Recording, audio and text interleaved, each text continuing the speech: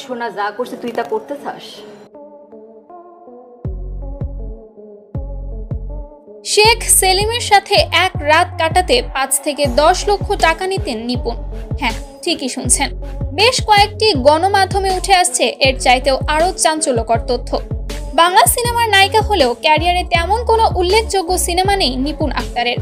শেষ কবে বাংলা সিনেমায় অভিনয় করেছে এই নায়িকা তা বলতেও পারবে না নিজেও।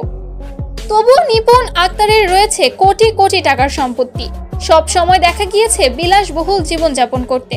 এছাড়াও এফডিসিতে বিশেষ ক্ষমতার অধিকারী ছিলেন এই নায়িকা। সবকিছুর মূল উৎস ছিল আওয়ামী লীগের প্রভাবশালী নেতা শেখ সেলিম। শেখ সেলিমের রক্ষিতা ছিলেন নায়িকা নিপুণ আক্তার। দুদিন পরপর বিদেশ ভ্রমণ সহ বিলাসী জীবনযাপনের সব খরচ পেতেন শেখ সেলিম থেকে। মেয়েকে বিদেশে পড়ালেখা করানো কিংবা তাকে নিয়ে বিদেশে ঘুরতে যাওয়ার খরচ তো আছেই। রাজধানীর অভিজাত এলাকায় বাড়ি গাড়ি রয়েছে তার। এমনকি পার্লারের মতো ব্যবসা প্রতিষ্ঠানও খুলে দিয়েছেন আওয়ামী লীগের প্রভাবশালী নেতা শেখ সেলিম। শেখ সেলিমের ভয় দেখিয়ে স্বামীর সঙ্গে বিচ্ছেদ করেন নিপুণ।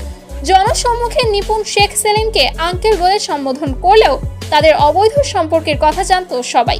শেখ সেলিমের ভালোবাসা আশীর্বাদে অবৈধ প্রভাব বিস্তার করেছিল নিপুণ। সরকারি বেশ কয়েকটি দপ্তর থেকেও কোটি কোটি টাকা হাতিয়ে নিয়েছেন নিপুণ।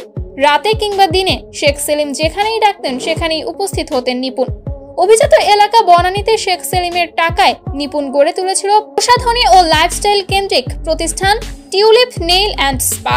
সাধারণত শেখ সেলিমের মতো নেতা পার্লার উদ্বোধন করার কথা না হলেও নিপুণের কাতিরে এই পার্লারের আনুষ্ঠানিকতা করেছেন তিনি। এই পার্লারকে কেন্দ্র করে নিপুণ গড়ে তুলেছিল অনেক অনৈতিক অবৈধ ব্যবসা বাণিজ্য।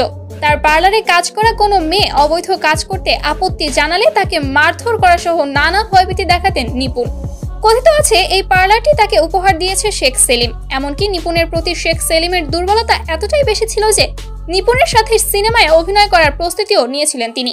শেখ সেলিম এবং নিপুণের অনৈতিক সম্পর্ক ছিল ওপেন সিক্রেট।